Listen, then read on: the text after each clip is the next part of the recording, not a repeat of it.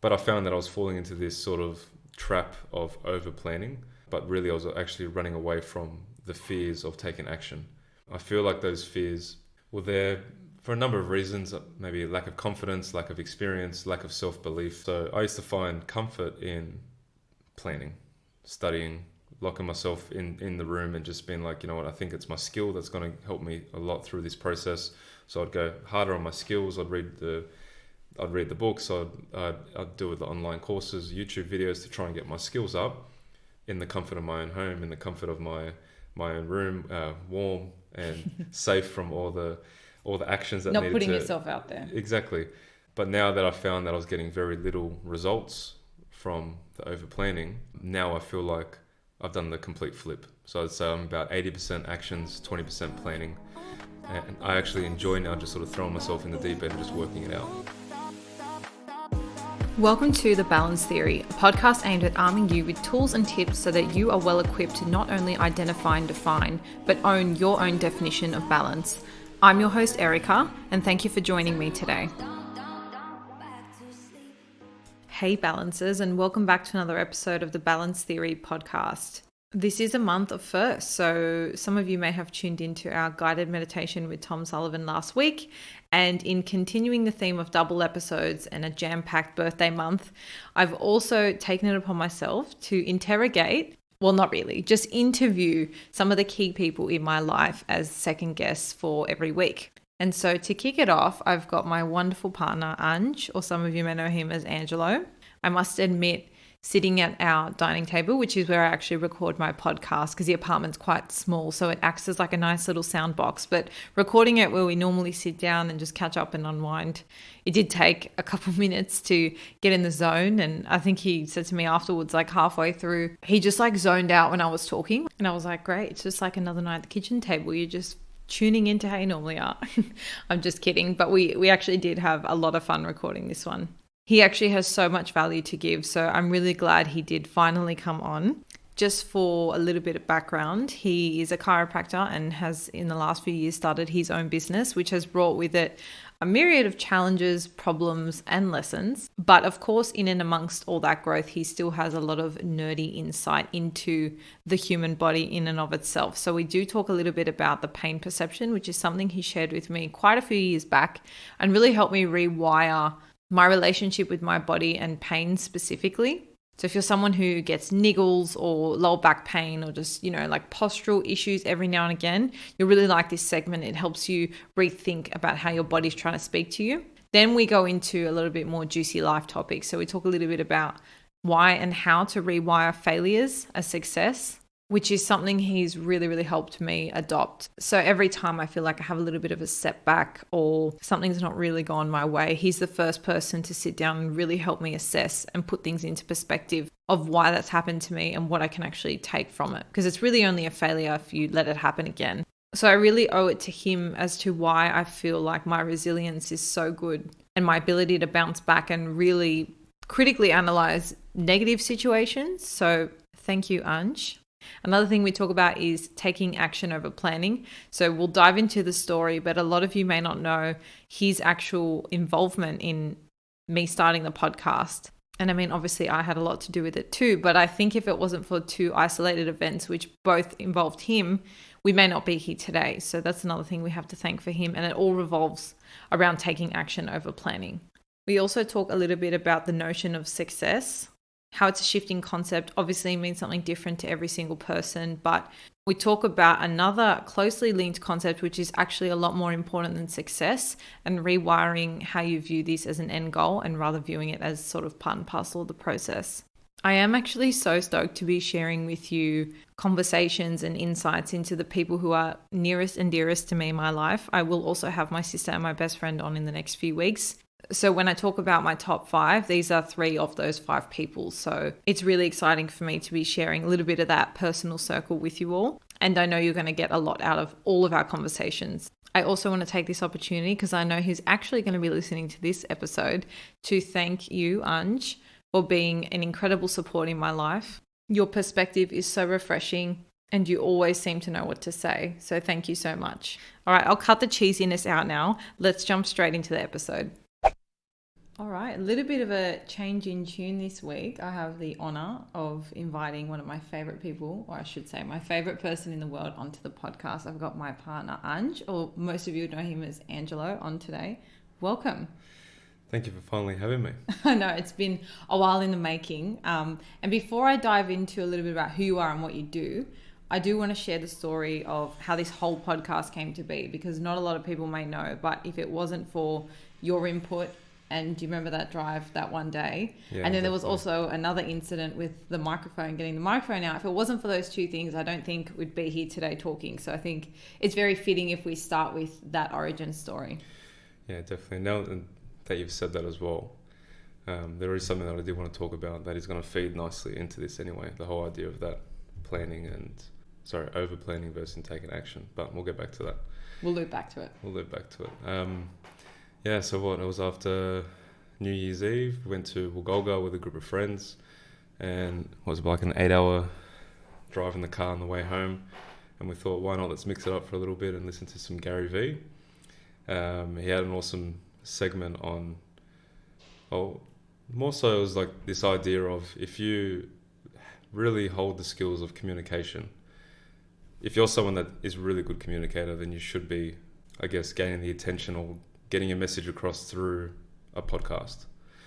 And instantly I thought, well, that's definitely Erica. Like, you're definitely a really good communicator. You've always been a really good speaker, even in your writing, your essay writing, the amount of essays that you've helped me with back in the uni days, and text, and even like copy for a lot of our branding stuff that we've done at Modus.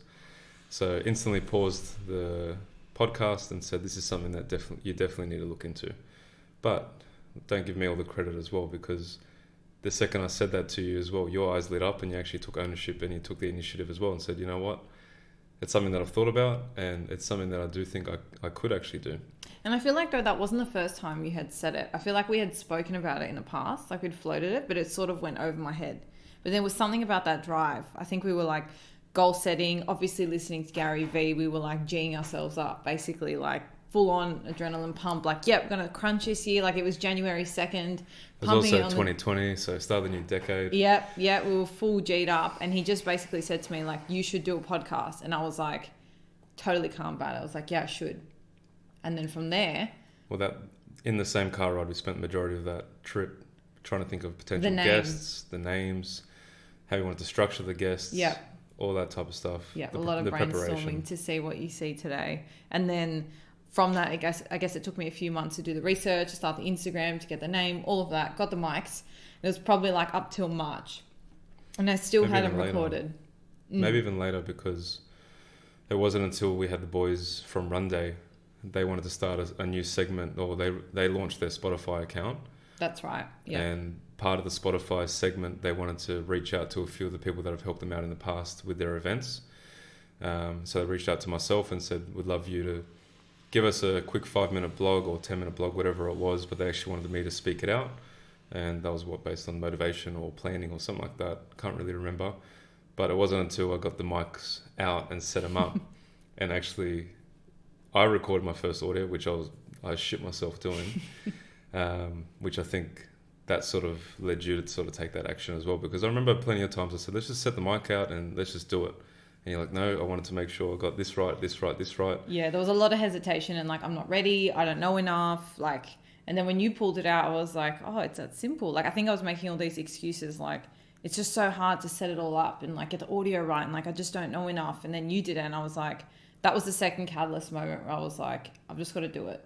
Like, yeah. And here we are. So if you guys do love the podcast and have been following for a long time, you do have Ange to thank in part for that. So I did want to open with that because I don't know if a lot of you would know that story. And I think it's a nice way to introduce Ange, not only as my partner, but someone who's been a big part of this journey as well.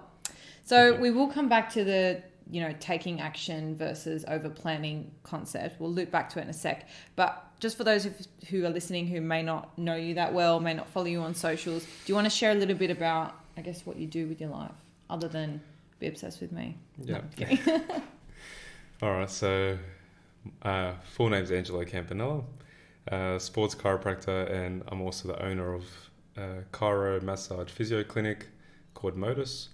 So we set out to sort of be a little bit different in the health space. Originally, it started with this idea that a lot of traditional medical practices, whether it's a GP, podiatrist, chiro, physio, whatever it is, it's got this whole notion of getting someone from, sick to not sick. That's how I sort of used to see it. There was this real sterile environment, carpet floors, sort of really white lights, very clinical, sterile. A lot of, how do you say it, like the doctors were always held in sort of high regard. There was that sort of barrier and that boundary between doctor and client, something that I've just seen over the years as well. And I just thought, as a new business owner, that gave me the opportunity to sort of link a lot of things I really enjoyed and bring them into the medical field, which wasn't traditionally there. So we obviously take a lot of pride into the fit out and the look of our space. We wanted to tie in a lot of the natural light, a lot of the earthy sort of grounding features, the natural light, the timbers, the plants. But think like a very cool Nike change room type vibe. Yeah. Underground. No, it's not really underground. It's like very sleek.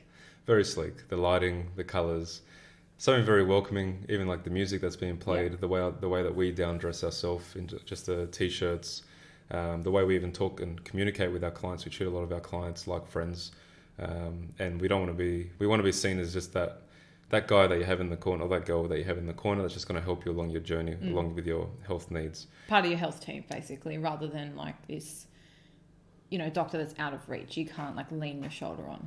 Yeah, exactly. So we started Modus in May. Originally, we started Modus in May 2019 from mum and dad's granny flat. Always how the story starts. Humbling beginnings. So we had a weekend to set that up from a Friday and started on the Monday, and then we had everyone coming up the side of the house along the sides straight into the granny flat at the back, where I had a little gym set up back there when I was living at mum and dad's. And then had the treatment table set up, so it was a really cool vibe already there with the natural light. We had the pool in the background, and whilst I was there, I was sort of looking for a new place in Concord. Found a really nice place because one of the key things I was looking for was a lot of natural light. And then whilst I was there at mum and dad's, treating my existing client base, then I sort of just shifted everyone over once we did the fit out to the new location in Concord. So that's the primary focus: growing the business, growing the brand, and all the fun stuff and the challenges that come along with that, which I wouldn't change for a thing. Having the business there has taught me more than I think I'd ever could learn on my own elsewhere without the business. It's been a big catalyst to sort of push myself and challenge myself. And me. And you as well. We've got training is a big aspect of my life as well. And the other part that I don't really talk too much about is the investing side, which... He's a full-blown nerd. Yeah, so and that takes up a lot of my time in the background. If it's not Modus and it's not training, then it's a lot of researching, a lot of reading up on new investment types and all that type of stuff too, which, again, that's a juggling act between the three of those things as well.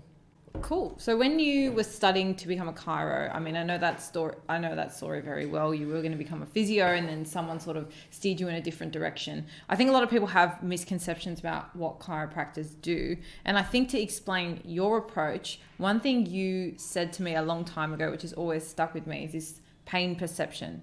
The idea of people's relationship with pain and what it actually means. Because I think people are scared of pain, they see it in a negative way, but I think you really opened my eyes to what it means. And I think it really expresses nicely the foundation for how you treat and how you view, I guess, injuries. So would you care to share that with everyone? Because I'm sure they'd get a lot out of hearing it too.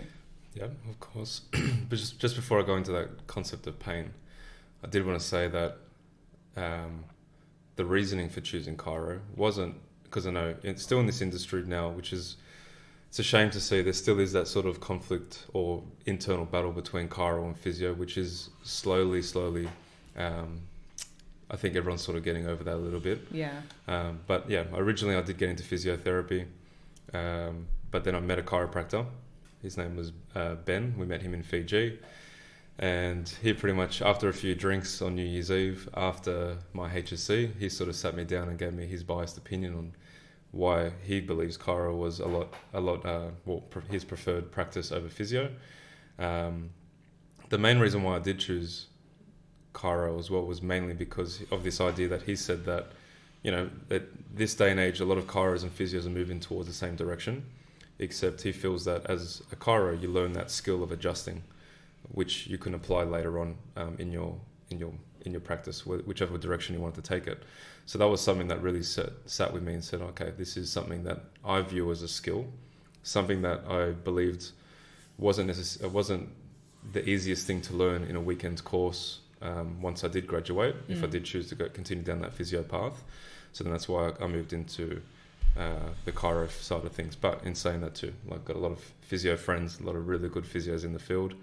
But yeah, in regards to the pain science and how that governs a lot of the thinking that's involved when I am approaching each session. So obviously pain is a big point that people come to me. A lot of my clients come because obviously they've got some sort of discomfort and pain. When we do talk about pain, I do like to classify that in two different categories. We've got on one side damage. This is the people that, they've had some sort of trauma, they've fractured a leg, they've ripped a ligament completely apart. If you were to take, I'm not going to say imaging because that's a whole nother discussion that we can get into later, but typically this is someone that's had some sort of disruption to their tissues, like fracture, muscle tears, or ligament tears or something like that. So no matter what I do, that person's in for a bit of a recovery process. There's a journey involved in that. There's patience involved with that, because we're now not only getting the assistance from the practitioner, but that client individually has to just be patient and let that recovery process of their own body take place. On the other hand, we've got sensitivities. I actually find sensitivities is what I treat majority of the time. I'd say 8 out of 10 of the cases that come into me are these clients that are dealing with sensitivities. And what does that look like? This is that classic case, or that classic sort of pain discomfort where clients don't really know where it came from. It comes and goes. So like one of the hallmark questions that I might ask a client is, what's the pain out of 10? Even though it's a very generalized way of describing the pain scale.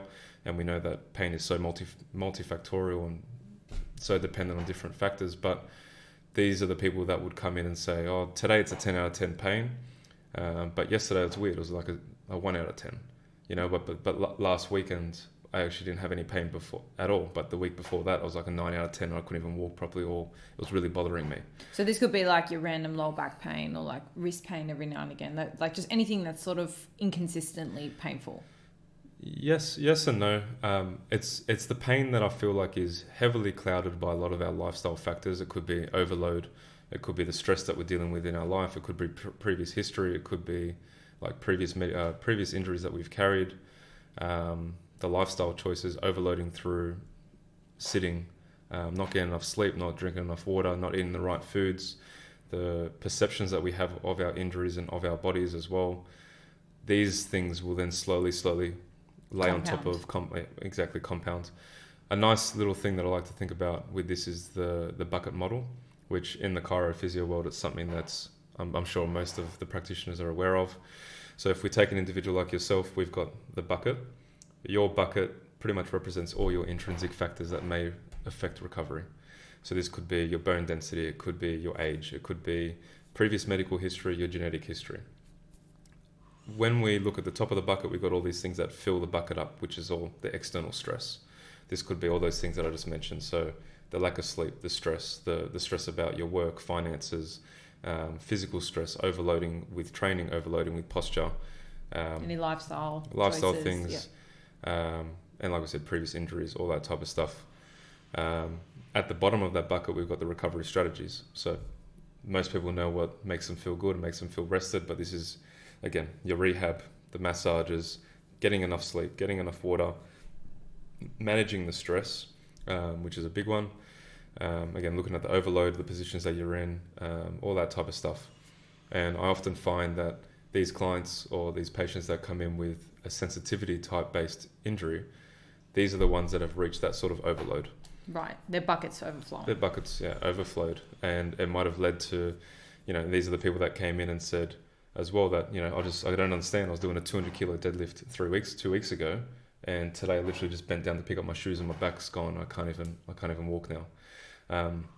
So in regards to that sensitivity, I find it's when you're overloaded, the body will find will be more sensitive to certain movements, and will find certain things more threatening than they normally are, Right. or what they appear to be. So this idea of sensitivity basically is what I'm trying to say is your body perceives something as threatening, which can be elicited or can be emphasized with all these lifestyle factors that come in. But because it finds it threatening, it's going to elicit a pain response, because that's how the body communicates from the brain to obviously the body. Right, and this is where the whole pain perception comes in. Yeah, exactly. So obviously our body doesn't talk to us in English, in the language that we're commonly familiar with. So it has to talk to us in another way, and generally that's through that pain response. So, like the classic example of you putting your hand on a hot plate when you're younger, burning the hand off, you've experienced that pain. Now when you're older, you might be resting on the hot plate even though it's off, but the body will elicit that same response because it's fearful of what could possibly happen. Mm-hmm. We see this as well, where these people that come in with these sensitivity-based injuries, you ask them, how did it happen? Got no idea. Woke up one morning and my back started playing up.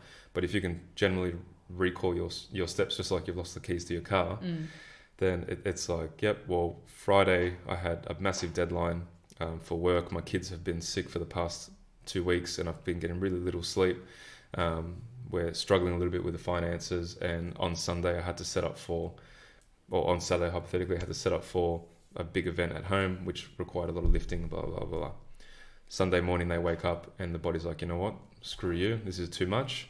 You've gone to that tipping point, elicits that pain response because it's trying to communicate how I didn't like that. And something needs to change. So it's not so much that you're injured at that point, it's more a case of like reframing that pain and saying that's your body's communication to say like, we're trying to let you know that we're getting to breaking point. Yeah, and sometimes it happens sooner than others. Sometimes people aren't actually aware of those warning signs. So this is obviously, and it can present itself as a little niggle. It can present itself as that tightness. All those little things that most of us are aware of, but we just sort of push through. We ignore. We get a little bit of tightness in the back, but you still got to get up. You still got to train. You still got to run your business. You still got to do the things of your day to day. Where sometimes those messages that the body's given you takes the back seat until it breaks, and you think, how the heck did this actually happen? Yeah. You retrace your steps and you start to learn. Yeah, and the reason I love this and I love when you shared this with me is because I feel like the concept of pain is so debilitating and it's something that is so like negative. But I feel like in understanding this, you can reframe and go, well, this is actually my body taking care of me. It's showing me that I need to pay more attention to this part of my body. And when you do get those inconsistencies, I think that's also a sign that it's not quite at that point where it's like ongoing pain, like you've taken it too far. Like if it's still at that inconsistent point, it's probably still like those warning signs. Yeah, pretty much. And just in regards to how we actually deal with these type of people, when you know that the pain is contributed heavily by their lifestyle factors and these biopsychosocial factors, then that obviously governs the treatment approach, because now I'm no longer in a situation where, all right, you've got back pain, lie down and we just give you a massage. This is something that's going to be, obviously, one, we got to address these lifestyle factors where we can. We got to make the client be very aware of how their sleep's affecting their pain perception, the amount of water that they're drinking, the amount of stress that they're carrying, their diet, their sleep. But as well, these are the type of clients that would significantly benefit from sort of a strengthening approach. Do you know what I mean? Because if they're someone that's dealt with maybe lower back injuries in the past, and now all of a sudden they've had a really shit night of sleep, they're not drinking enough water, their kids are stressed, all that type of stuff, and their body's finding it threatening to move in that plane of motion to pick up their shoes or pick up a bag, and then the back goes, then that's someone who might benefit a lot more from actually teaching them how to make those movements, strengthening those movements, while actually addressing those lifestyle factors and trying to make them more aware. Yeah, and I love that because it's looking at your areas of balance and using kind of reframing your approach to pain by looking at each of those areas, so your health, your relationships, and your fulfillment areas. You know, like where can we recalibrate so that the pain, doesn't keep popping up and sort of giving you warning signs. We might move on from this little nerdy chat, but I just really wanted to share that because it was something you mentioned to me a few years back that I loved. So thank you for sharing that. I think it plays nicely into the concept of balance as well, and what we're looking at our own bodies and, not just thinking, I've got lower back pain, sort of looking at that in an isolated way. It's a nice way to look holistically at everything. But in saying that as well, like the perception of pain is a big one too, because that's the other thing that contributes to, even when we go into the stages of chronic pain, acute versus chronic being obviously a longer duration of pain. One of the big contributing factors I find is these people that once they get the pain, they start to go down that negative spiral, that downward spiral of negative behaviors, negative thought processing. Their perception of pain is very bad, very negative. So like I said, when it comes to pain, if you sort of reframe it in the way where, you know, this is a message from my body, it's trying to communicate with me. My body loves me so much that it's actually trying to tell me something. So I don't push past, and I don't cause more damage. I just find that's a nicer way to approach pain, and as well, it makes the healing process, it makes the whole dealing with pain a lot easier for the individual as well. Absolutely, and it's a good way to recalibrate your balance too. And on that note, obviously you hear me go on about the different meanings of balance and what so many amazing guests have sort of shared with me in their approach to balance and my ongoing and changing thoughts about it. But I'd love to know, I guess, what your perception of balance is in light of all of that and on your own terms. Balance for me is definitely something that's a little bit more fluid. I feel like balance comes in these ebbs and flows, and you sort of cycle back and forward through the main things in your life, whether it's work, which we see is like that fulfillment aspect, which I'll come back to later, which is why I find it a little bit hard to balance. Obviously between relationships with you and myself, parents, friends, family, that continual learning, which is something that's a big driver for both of us. And obviously our health, which comes into all of it. But balance is definitely something that is challenging for myself because of the work part and the fulfillment part. Because I've always sort of really enjoyed growing the brand Modus, the investing side of things, I've really enjoyed the whole process and the challenges that come with it. It's something that I've constantly feel that I give a lot of my time to, and it's something that I actually struggle to pull away from because I actually enjoy it so much. So balance for me is sort of, I guess, doing the things that are giving me the most fulfillment. And like I said, sort of there are times where I do realize it is getting a bit too much, and I do feel like I can pull back from that. And by pulling back, I mean hanging out with you more, doing more with you, hanging out with the friends, taking Kobe for a walk, which is my dog, or the family dog, hanging out with mum and dad as well, because seeing them is always nice as well. But yeah, it's always been a challenge for myself because of how much enjoyment I get out of the work side of things. Well, I'm sort of glad you said that, because like literally everything we're trying to do here with the podcast is to empower people to own that balance. So rather than say, you know, balance is hard for me because I love doing this, it's about reframing and saying, well, my balance right now is putting a lot in my fulfillment area. Like I always say on the podcast, like we don't have kids yet. We're in this phase where we can dedicate the time to those things. And actually a few weeks ago, I did talk about you and your concept of balance, you know, where most people would look at you and go, you are not balanced at all. Like you just work so much, you're just always training, all this stuff. But it's like, what else would you want to be doing? You want to do those things. And when you want to spend time with your family, you spend that time with your family. When you want to spend time with me, you do. And obviously that's not to say you don't have days where you feel overwhelmed and you're in a bit more of a negative headspace and all those things. But, you know, it's about owning the fact that you do want to spend a lot more of your time in that fulfillment area, and that's just where your life is at right now. It's about owning that rather than feeling guilty or feeling like, you know, I should pull away from it, but I'm not going to, or anything like that. So this sort of leads me to ask, those days you do have, you know, when you come home late because you've had to stay back with a client, and then I know I can see you stressing out because you want to have dinner with me, but then you want to do like your research, and then you've got to have your own time as well, because we make a big deal about, you know, sometimes we just look at each other and we know like tonight's a night not for us to bond. Like it's, you just got to be on your own. I'm just going to do my own thing. I'm going to bed early. We just know like that's that sort of night. But then you do have those moments where you're like, oh, but we want to spend time together. So what's kind of your thing to reground yourself or to just bring yourself back down when you feel like it's getting a little bit too much? So first of all, I feel like it does get a little bit too much at times, just because I guess it's our nature to take a lot on. And then it starts snowballing. We get stuck in this, in these notions of we're enjoying this is fun, let's book in more. And then it gets to a point where it's like, all right, crap, I think we've actually taken on too much. We've done it again. We look at our calendar and there's way too much in there. So just thinking about it now, a lot of this overwhelming stuff happens because we're both planners. We plan a lot because of what we have on with our businesses and all that type of stuff. But things get overwhelming once the spontaneous things spring. So pop up into our life, whether it's an auntie's birthday or it's all the events outside of our direct, or your mum's coming down from Perth or yeah, whatever it is. And so we've already got our structure and our plans, but now we're like, hold on a second. Now we've got these important things that we also have to fit into this busy weekend that we've created for ourselves. There's no room for life to happen. Yeah, exactly. So that's the great thing. Yeah, but in those times when we do find ourselves overwhelmed, I think the first thing that we do is sit down, look at our calendar, and actually reassess what the hell are we actually doing here? Is this actually important? Is this not important?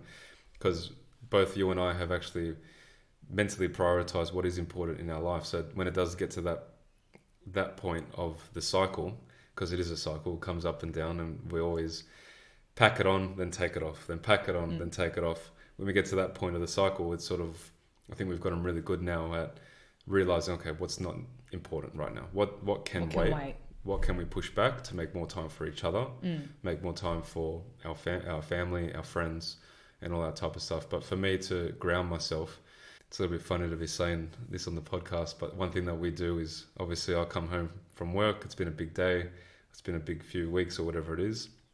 Well, literally no computers, no phones. I'll come in for the second half of cooking, because you've already cooked the majority of the meal, setting up the table. Then we have a bit of a dance party. We might play some music and actually dance around the apartment. And then even just winding down, go for a walk or just watch a movie. Just something that's actually a bit brainless. Yeah. Something that doesn't require too much just takes thought. us out of what we normally do. Even just like, I think at that point, reading or listening to like a Gary Vee would be too much. Like it's too linked to what we're doing. Yeah, definitely. But now that I've said all that, I've actually just come back and remembered the biggest thing that I think really does ground us is gratitude. And it's a bit of a nothing new, nothing you haven't heard before. Nothing that you haven't heard on this podcast as well. I'm sure that like with your segment that you did specifically on gratitude, but it is super important to us, because once everything does become overwhelming, just actually honing in and focusing on what is important in our life and what we are grateful for, what we already have achieved, what we the friends and the family and the people that we do have in our lives, it really just puts everything into perspective. And I feel the rest is just noise. Yeah. Do you know what I mean? And it's all noise. It's all white noise. And at the end of the day, we've actually got a really solid group of friends and family and connections and support around us. And that's really grounding for myself. Yeah. And I think what's great is like when I come home and I've had like a really bad day, but like you're in a great mood, it's good because you really help me reframe that, and vice versa. I think the challenge we have is when we both had a crappy day. That's, I think, when we like just branch off and have our own time. Yeah. And I think that's actually, I think it's actually a really important thing. Like, I don't know what people think, like when you live together, but like, it's actually important to not be with each other all the time. Even like, we've got a very small apartment, but even to just be like, I'm going to go read and you just stay up like in the living room and watch your stuff. Like, just, we know when to be separate. So I think that's also very important, to honor each other's space. But no, all great tips. Love that. I think I'd like to go into a little bit now more into like life topics. So things that have come up for both of us over the last few years. So we've been together 5.5 years now. So I think it's been an interesting 5-year stint. Like when we met, we were both at uni. We hadn't even thought about having our own businesses. And like 5 years down the track, I think we've played like a big role in each other's growth. And so I think combined, we've got like a couple themes or topics that keep coming up for us. And a big one that I think you and I both have dabbled in quite a lot is this idea of rewiring failures as success.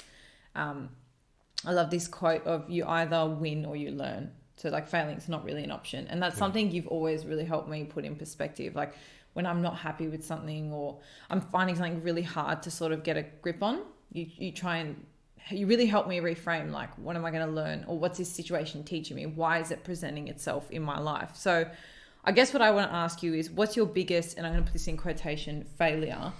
And in turn, like, what's been the greatest lesson from it? So this one, I have been asked this before, just in conversation, and I actually struggled to look at it. I really, really do struggle to look at it as a failure, because in regards when I think of failure, I think of like I've literally just been like I look at failure as more as competition because I do come from that sort of competitive background in sports. Failure is a loss, but when you are in business, I guess that loss will correlate to maybe obviously a loss of the revenue or just some sort of big loss. That's for me what failure is. But in regards to losses, they haven't like from the top of my head, I can't really think of big things that I've gone through with the business so far, but we've had some serious challenges, but I think most people may call some of those things failures, but you don't, and that's why you're struggling to identify it. Yeah. Like, I just want to make that clear because I'm not saying that you've failed, but I think because you naturally see things as lessons, and every time something happens, it's a challenge, it's a hurdle, it's not like a stop sign. That's why you're struggling to find a quote failure. And don't get me wrong, like when I think about it now, when we did initially find out about these challenges before they arose, I definitely did feel down in the gutters. I did feel that sort of nervousness, the butterflies, the anxiety, like what am I going to do here? What's the next steps? Yep. Who has been here before? Who can I reach out to? And you're sort of scrambling to sort of find just that next step. But then once the ball gets rolling, you're like, you know what? This is the path that we're taking. This is a lesson that I'm going to learn. How do I avoid this? How do I avoid this whole situation again? And that's another good point as well. That I think for me, it's failure if I let it happen a second time. Yeah, and if you don't sort of take lessons from it. But I think a critical point in that is actually just letting yourself feel shitty about it. Really, it's letting yourself feel like that.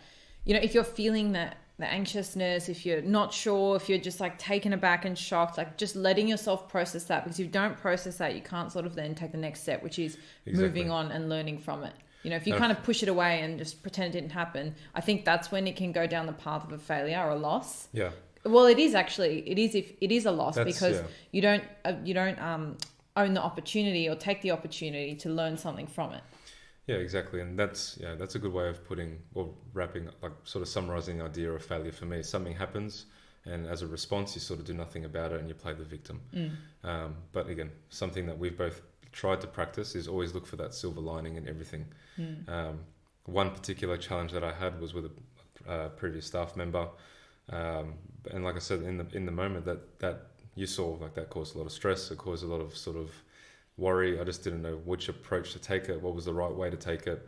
But from that one event alone, we've now implemented the majority of the foundation to the business to help us scale to multiple clinics or multiple practices or whatever that is. And it actually forced us to contemplate or prepare for situations we didn't even think we would need to prepare for. You know what I mean? Like, had it not been for that event, we wouldn't have planned all these things that we've now actually utilized and will continue to do so. Yeah, exactly. So that's obviously hindsight is a beautiful thing when you look back on all these failures, because you can see, okay, this is challenge/failure number one. This is the result of that. You know, there's always a sort of positive outcome that comes out of it. And that's something that I've always sort of vocalized to you as well. Like, life does come in these ups and downs. You got to ride the wave when it's on the up. When it's on the down, it doesn't mean it's over. It just means you got to go back into the building phase and, you know, lay the foundations so that when the next ride comes up, you can ride that wave even higher and longer. Yeah. But yeah, so no, like, challenges along the way. Obviously, with every new business owner, I'm sure they've gone through their stresses and their challenges, just learning as you go, but just having that mentality that it actually isn't necessarily a failure per se if you take those actions and those necessary steps to overcome and learn from them and make sure they don't actually happen again, or try to mitigate at least as best as you can. And I think on the point of hindsight, it's like if you are going through something now, or if something does pop up in your week and you are feeling that helplessness and you're sitting there and you just have no idea what to do, just know that, you know, if you just let yourself feel the feels, then you reflect and then you take action based off things you can learn or do better for the next time. Like, there is an ownership piece there. Like, sometimes you do stuff up, sometimes you just don't know, or you do the best that you thought you could have done at the time. So it's about like taking that lesson and knowing that down the track, this will help you be in the position you're meant to be in. Yeah, 100%. And don't be afraid to ask questions. Like, that's a big one too, that I think you and I have no embarrassment or no sort of hesitation to be asking, the silly questions, which a lot of people, I'm sure we ask. We think they're silly questions, but we're very fortunate to have a good network of people in our group that have walked this path before. Obviously, they're a lot older than us, so being able to have them to call up, people in my field, other chiros that I really respect, being able to be in contact with them and ask them the questions. And because at the end of the day, there's other people that have walked this path or a similar path, and obviously we can learn from a lot of other people's mistakes and navigate through them. And absolutely, so it's good to have a good support crew. Leverage off your circle, absolutely. Yeah. Now, we're going to circle back to the thing we opened with, which is taking action over planning. So I think if I spent any longer planning this podcast, it never would have happened. And if I look back at my very first episode versus like how I can just whip one out now, or just the way, much different approach, the time it takes me to edit, all these things, like they are never things I could have brushed up on and been ready to go on my first episode. It's just stuff you learn as you go. And I think this whole concept can apply really to anything that you start. And I know this is like one of your biggest mantras, like just start, just do it. So the mic's yours. Yeah. So this idea of planning over taking action. But yes, I'd say these days I do take more action, but I never was like that. And I feel like over planning or being this perfectionist, which a lot of people will say, you hear it all the time, but I'm a perfectionist and I want it to be perfect, and it has to be. I'm not ready. It has to be this way. It has to be completely perfect in their eyes. Over planning can be a form of procrastination. It can be a form of the easier way, the comfortable thing to do, which I definitely. And don't get me wrong, you need to plan. So there needs to be some sort of planning involved. Otherwise, you're shooting an arrow into nowhere. But you can get caught up in this idea of over planning, which I definitely was a victim of when I first graduated, or towards my last year of chiro, even towards my first couple of months. Remember those Instagram videos? How like you had to get even them. Uploading on Instagram, like it'd take me a day just to write a caption because I just wanted to be perfect. And what are these people going to think? What is the chiros that I look up to going to think, or the chiros in my year going to think? Is this correct? Without even thinking about who I'm actually writing this to, which I wasn't writing it to them. I was writing it to potential clients or my existing clients because I know that information could help them. But I found that I was falling into this sort of trap of over planning, but really I was actually running away from the fears of taking action. I feel like those fears were there for a number of reasons, maybe lack of confidence, lack of experience, lack of self-belief in myself. I think that's a big one that a lot of people will link to, lack of self-belief or self-doubt. Self-doubt, all that type of stuff. So I used to find comfort in planning, studying, locking myself in the room and just being like, I think it's my skill that's going to help me a lot through this process. So I'd go harder on my skills. I'd read the books. I'd do the online courses, YouTube videos to try and get my skills up in the comfort of my own home, in the comfort of my own room, warm and safe from all the actions that not needed putting yourself out there. Exactly. But now that I found that I was getting very little results from the over planning, now I feel like I've done the complete flip. So I'd say I'm about 80% actions, 20% planning. And I actually enjoy now just sort of throwing myself in the deep end and just working it out. Yeah. And what's the worst that's going to happen? I always tell myself. I always back myself now being like, I know that I know the stuff that I do every single day. I'm talking about it every single day.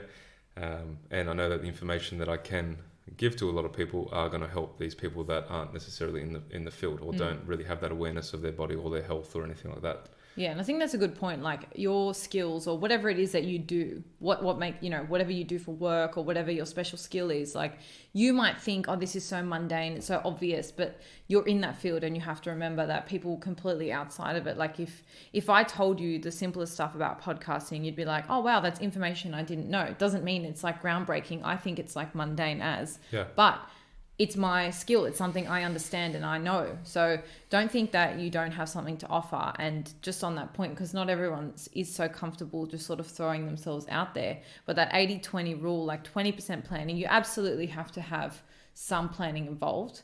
Obviously not suggesting you go and do a talk with zero planning. Like that would be silly because you do want to give value at the end of the day. But it's just about catching yourself out when you feel like it is borderlining on that procrastination. So that's a really good point, because I feel like a lot of people do sit in that comfort of the fear. They don't acknowledge it as fear. They brand it as I'm just not ready and I need to do more preparation.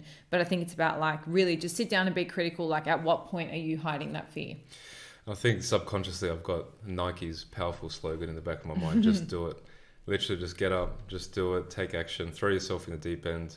I always tell myself, what's the worst that's going to happen? I'm mentally prepped for a lot of the things. So if anything out of the blue does happen that I'm worried about, that's going to be a very rare event. And then just backing yourself once you've already thrown yourself in there. Yeah. And that's a nice little segue, because my next question is, how do you back yourself? How do you back yourself? Let's make it personal. How do I back myself?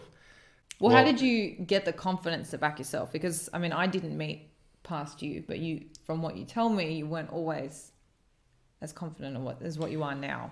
Yeah, so like confidence was something I feel like my work has definitely helped me, because in this sort of profession where you're dealing with multiple different personalities on the regular, multiple personalities throughout the week as well, and in my field of work, communication is such a big key that is part of the whole treatment session.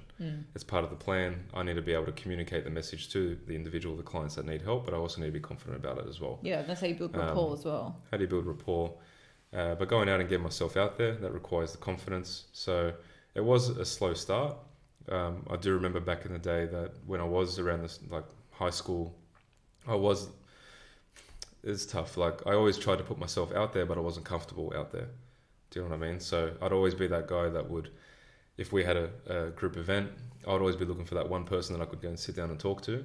And then once that conversation died out and they sort of left, I was like, oh shit, where am I going now? Like, who's the next person I can sort of sit to and talk to for the rest of the night? Which anyone listening who knows Ange will find that very hard to believe, because now you're the kind of person who's got attention of the whole circle, always has so many funny stories. Like, you're a captivating person to chat with. And I can say that after not being bored after 5.5 years. But yeah, so for anyone listening who's, you know, feeling that self-doubt creep in, or thinking like, yeah, I can do this, I want to do this, but not finding they can't back themselves to actually follow. I think it's the gap between wanting and desiring and then actually going for it and pulling through. I think there's that gap. In regards to making that transition, a lot of it does come down to just doing.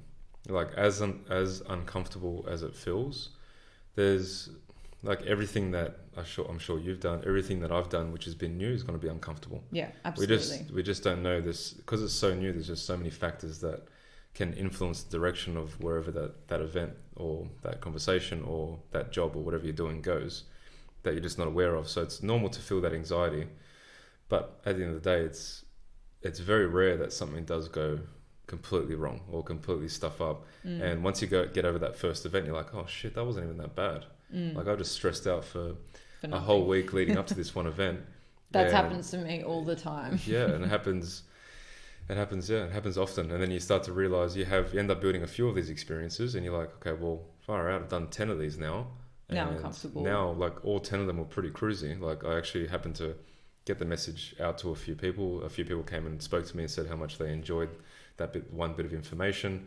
You get the same responses from inside the clinic or as you help people. And then it's all these, I think, cumulative experiences that you sort of pick up along your life, along your career, all that type of stuff. And then it's about sort of coming back to them or building up a little memory bank, or like what David Goggins says, that cookie jar. You have those memories where you can have them at easy access, and you can just pull them out as you please to help sort of remember that you've been in this situation before, you've handled it before. It's nothing new. Yeah. So, and on that point of like just doing it, sometimes you need to, this is going to be my 2 cents, sometimes you need to compartmentalize it. So for example, I'm going to bring it back to starting the podcast when, you know, I could have been sitting there going, all right, I'm just going to do it. I'm just going to record. But really for me, it was a sequence of steps. So it was like firstly researching the equipment. Then it was going out and buying the equipment. And then it was like planning my first episode, recording my first episode, etc. So whilst for me, I felt like I was a little bit more slow. I was sitting in that fear for a while. I was still taking small steps. And I heard this thing a little while ago, and they were talking about, I think I mentioned it a couple of weeks back, soft moves versus bold moves.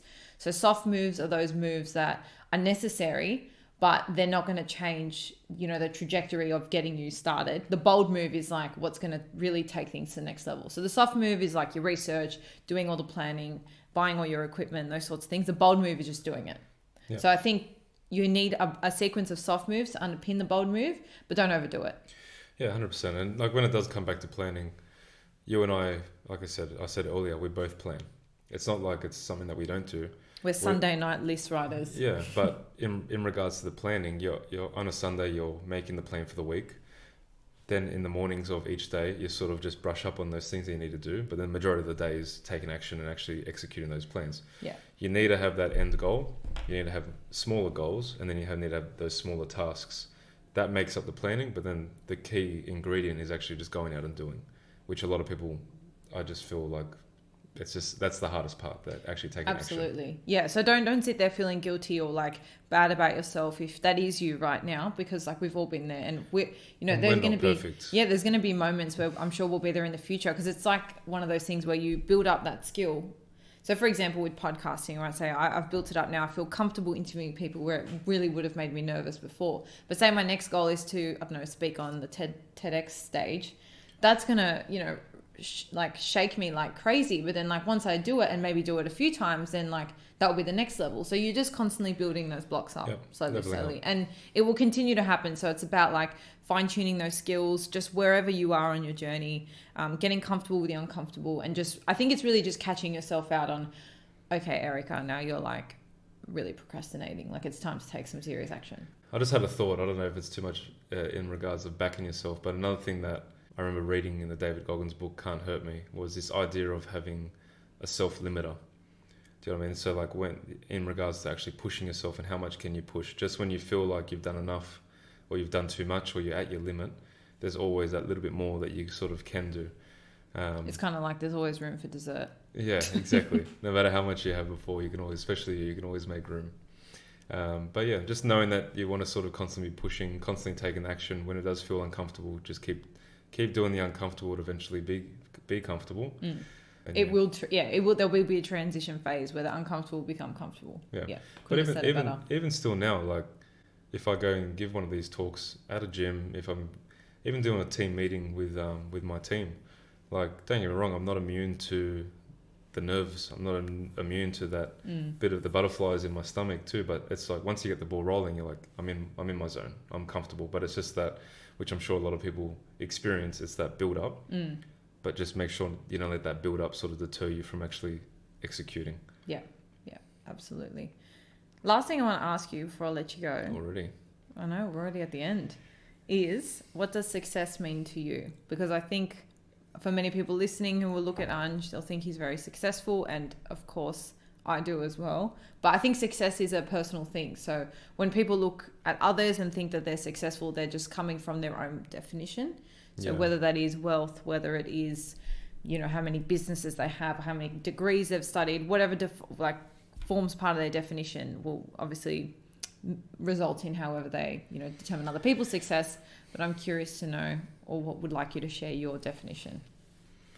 Well, early on, so I'm talking when I was a teenager going through high school, my definition of success was having all the money in the world. That was number one. I think that was mainly because of mum and dad. That was the sort of life that they lived. Not necessarily, it was more about hard work. Work hard. This whole idea of struggle now so that when you're older you can enjoy it, you can reap the rewards of your hard work. Delayed gratification. But I think growing up I thought that successful meant that you had a lot of money in the bank. Right. So I used to associate, I want to have $1 million by 25 years old, whatever it is. Which would get you nothing in Sydney right now. Yeah. Shoebox in Balmain. But it wasn't until I graduated from uni, maybe it was actually my last year of uni, but it was either last year of uni or first year out of uni, where I did like a business focus group with a friend and mentor of mine, a sports chiro. And one of the first modules of this talk was one, understanding your why, and understanding what success means to you. And he ran this idea of, like if you ever And there's nothing wrong with having a financial goal to measure success, but I do find that if you have, I want to make $1 million, then you're constantly chasing this number. Do you know what I mean? So what happens when you hit $1 million? All right, let's go $2 million. All right, let's go $5 million. Let's go $10 million.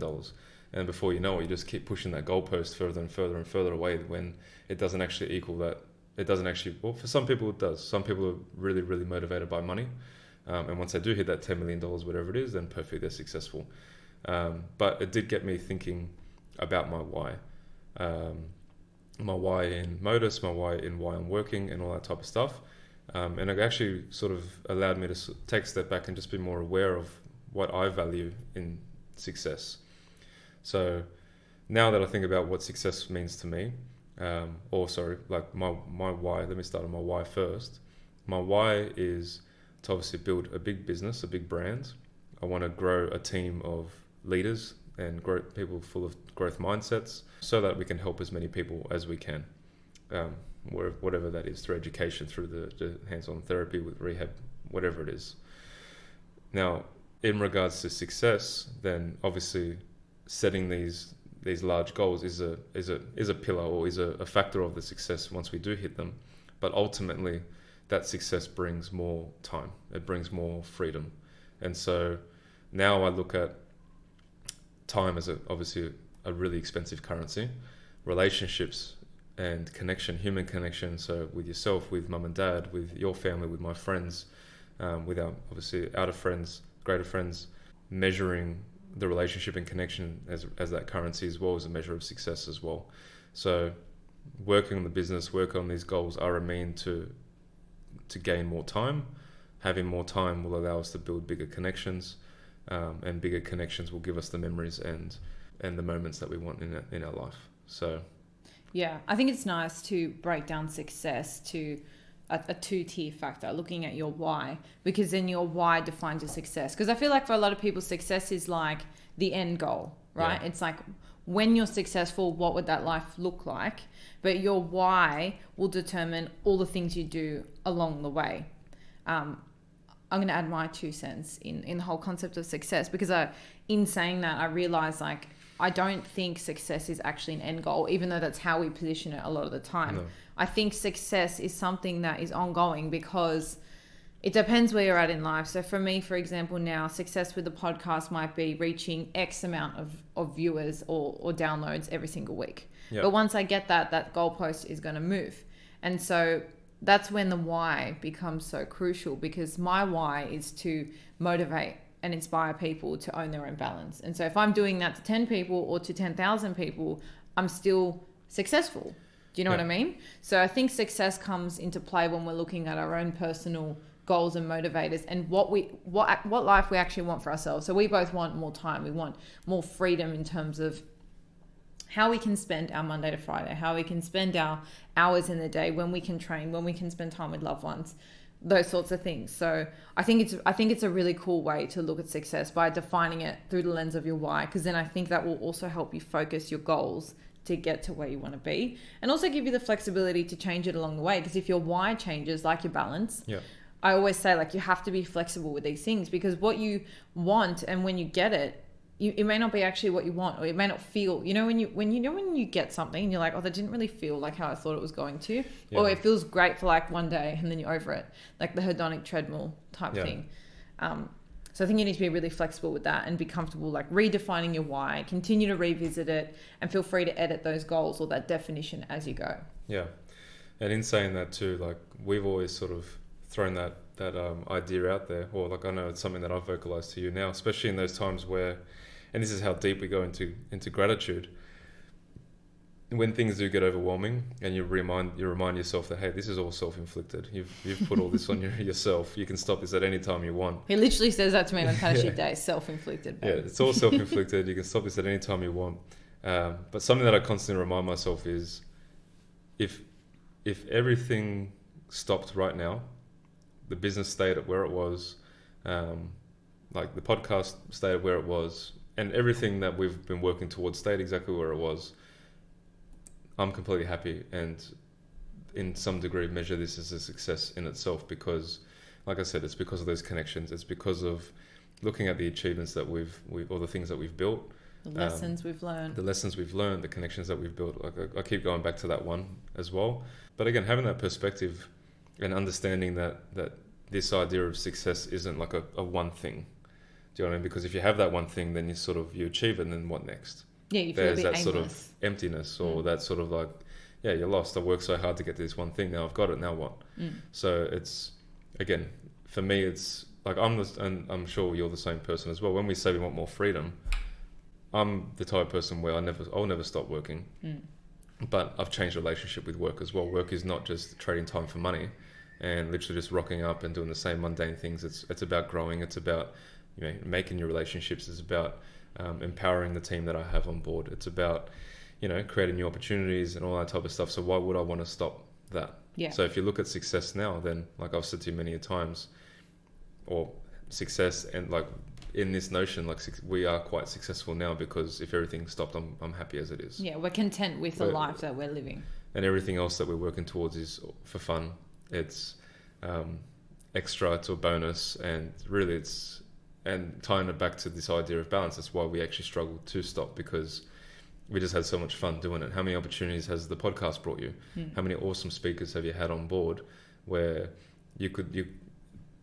I can't think of them at the top of my head, but how many people that you've had on board where you've just been super excited to even have a conversation with them. And now you've built those connections with those people that, you know, you guys talk on Instagram, you guys talk on a personal level now, with ES Fit, for instance, with what you and Simone have both built, the opportunities that brought you. Like it's fun. It's not, and like you guys are still so early in your career, but you just guys are having so much fun with it. So yeah, it's ongoing. Success is, I guess, for me, more time, freedom, to, I guess, create more opportunities to continue building the things that we're building in other ways, building more, deeper, stronger connections and memories. Very nice. Now, before I let you go, I thought it would be insightful, since you probably know me the best out of everyone in this world, to share maybe... Well, hang on, I'll go first. I'm going to share something with everyone about you that most people may not know about you, and then we can switch roles and you can take the red tape off. All right, let's do it. So one thing a lot of you may not know about Ange, which is borderline insanity in my opinion, but that is totally irrelevant, is that he's doing a 365-day training challenge, and a light walk doesn't count. Actually, I just realised we haven't done one today yet. We haven't exercised. Yeah, that's right. It's mentally banked. I'm not making that mistake again. What we did the other week, we actually got back from... That was only on Sunday last week. Brisbane. We got back from Brisbane very late in the afternoon, and we had like gone around, seen the family. We came home, unpacked, made dinner. We prepared everything for the week. We did all our washing, and it was literally 10 p.m. And he looks at me and he goes... That was later than that. I think I was like, we're in the 10:20. bathroom brushing our teeth at like quarter to 11. I haven't trained yet. And I was just like, oh, well, like whatever, just double train tomorrow. And he's like, no, I'm going. Got his headphones and literally went for a run at like 10:30, and we were just about to get into bed. And I am so in awe of that, because you're just very committed. And I will admit, I have not been that supportive. I just think sometimes... You just think I'm crazy, that's all. Well, so background story, which I do agree with. And it's, if I wasn't doing the challenge, I definitely would be taking rest. But I had one of my best mates, we had his Bucks party that I organised on the Best Man down in Byron Bay in end of March. And it was just a wild weekend. Late nights, early starts, still training. So no matter how much of a big day, the big night we had the night before, would wake up, would go for a run, would still be training. But me thinking that I was superhuman, thought that I could come back on Sunday and then continued my routine as if nothing ever happened that weekend. So training in the morning, 10-hour day in the clinic, and straight back into it. Business as usual. So I ended up, for the first time in 7 years, getting sick on Easter. Long story short, it took me about a week and a half, 2 weeks to actually get to the doctors. Once I saw the doctor, he just said to me, you know, you've been battling pneumonia. And that's when I just laughed at myself. And I was just like, as bad as that was, like I said, I'm not... And I also trained through pneumonia. I remember that sick day that I even had off. I was in a jumper, shivering. Like forced him that it had to be a walk that day. And Eric and I, luckily you came with me, because it would have been tough on my own. But still went and did a 40-minute walk, shivering, straight back to the gym the next day or 2 days after that, and constantly training through pneumonia. So it took me about 4 weeks to get over that. And like I said, in hindsight now, if I wasn't doing that challenge, I would definitely be resting. But as well, just shows that, you can push through things as sick as you are. And it's a bad example because it's not the best thing to be doing for yourself, but it just goes to show that mental toughness. And like when you do put your mind to something, I constantly had Erica in my corner being like, babe, just chill out, just rest today, you're sick, just stay home. And it actually got to the point where I got really frustrated because I'm just like, why are these people trying to tell me not to do this challenge? Like, I'm set out to do this challenge. Rain, hail, shine, I'm out there, I'm doing this challenge. And I'm going to train every single day this year. So almost 6 months through, almost halfway through the year. Looking forward to finishing this off, but we'll carry it all the way through. Well, that's something a lot of you may not know about him. Mike, over to you. Let loose. So something about Erica. A few things, actually. A few? All right. The biggest thing that I think, it's actually something that gets on my nerves. And I'm going to tell everyone. All right. It's Erica's awesome memory. Oh, I knew you were going to say that. So I'm someone that likes to think I've got a really good memory, long-term memory, attention to detail, all that type of stuff. So because of that, I struggle when I hear the same story 5 times in the same week about something significant that's happened in Erica's life. So definitely oversharer. Yeah, definitely the memory. But in her defense, she says, like, she will remember very important things, and the day-to-day things you just don't even absorb because it's just the thing is, in my defense, Yeah, I go feel for like it. I don't have a lot of space in my brain, Yeah. and so the space I've got, if Do it's have a smaller something, head, yeah. if it's something small, it's not reserved capacity. I may say it a few times. Sorry. Yeah, so the memory. Important things you've got. I've got it. I've got it in my calendar. Well, that's what your calendar's pumped. It's full. It's always full. And the other one is Erica loves going to bed with socks, even if they're really, really loose and they're not even sticking on her feet. She'll go to bed with the sock half on. He's still they're not on now. I was talking to my sister the other day. I was like, far out. I don't know the last time I bought socks. I think I've just been like taking yours from the wash. I don't even know why. It's not like I don't buy stuff for myself. The socks, like I've got heaps with holes in them. Like, I don't know, I just like hold on to them. But it gets to the point where it's like, are you even wearing socks? Yeah, like, I don't know. You may as well not be wearing anything because your toes out there. Well, anyway, we bought some new socks last weekend. That's it. So, but Well yes, done. that's one of my downfalls.